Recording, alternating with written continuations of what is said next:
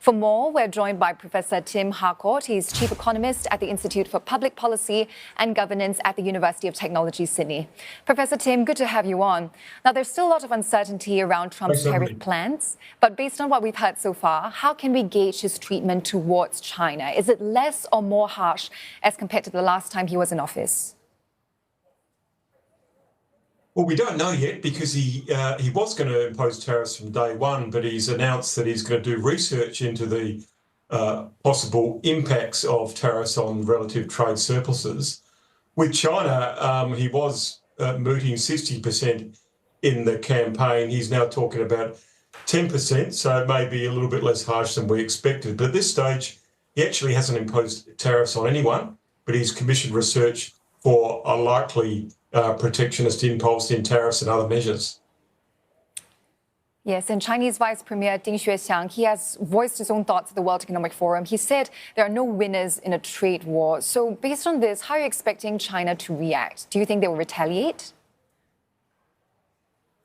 It's extraordinary coming from China that just imposed tariffs on Australia and found out that there's no winners in a trade war, given the adverse impact it had on Chinese consumers, of course.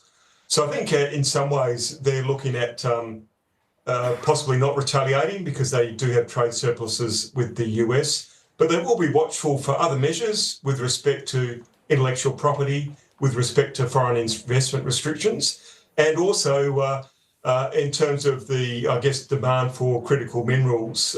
That's been very important in the sort of tension between China and the United States. And let's talk about other Asian economies as well, such as Japan and Korea. They're also very trade reliant. Can we expect them to be in the firing line for Trump's tariff plans as well? They haven't been mentioned yet. I mean, Korea and Japan are no longer considered a trade threat that they were, say, in the 80s, so long ago.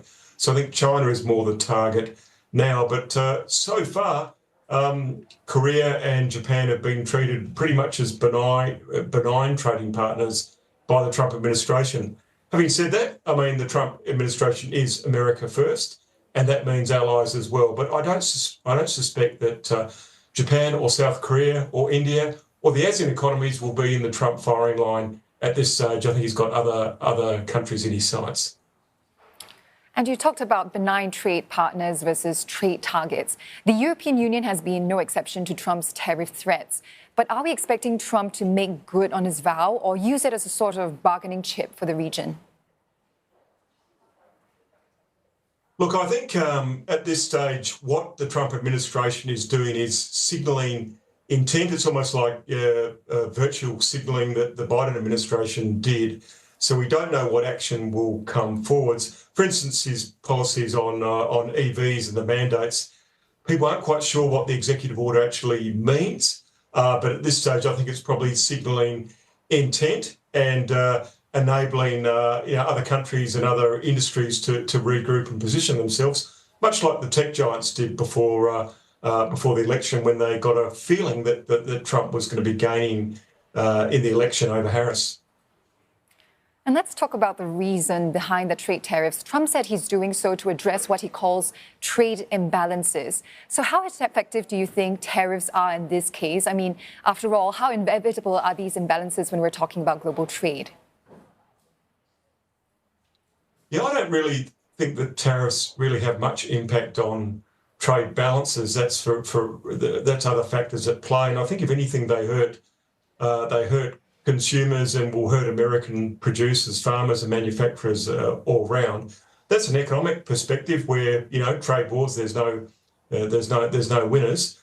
But politically, I can see that Trump is sort of using tariffs as a strategic weapon, for instance, against Canada and Mexico, as a tool of geopolitics, as a negotiating weapon. So conventional economists who think about free trade and protection and the adverse impact of tariffs on producers and consumers are quite different to the way Trump sees tariffs. He sees them as a geopolitical weapon, if you like, to ensure that other countries change their foreign policies or their immigration policies in the case of Canada and Mexico. So it's quite a different weapon to a conventional economic weapon. And I think that's why the world's pretty uncertain, and people like you and me are looking really carefully at what the intention is and what their likely impact's going to be on the global economy.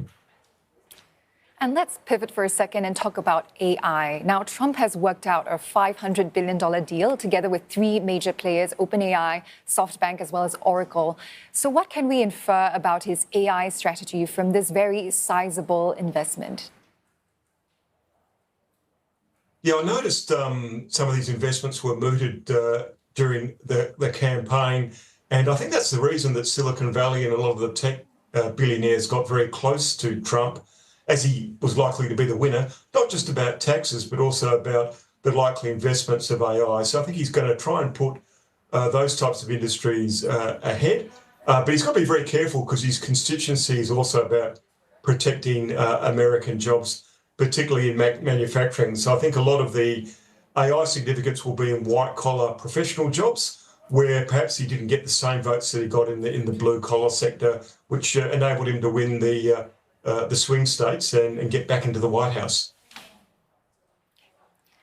Thank you very much. That was Professor Tim Harcourt, Chief Economist at the Institute for Public Policy and Governance at the University of Technology, Sydney.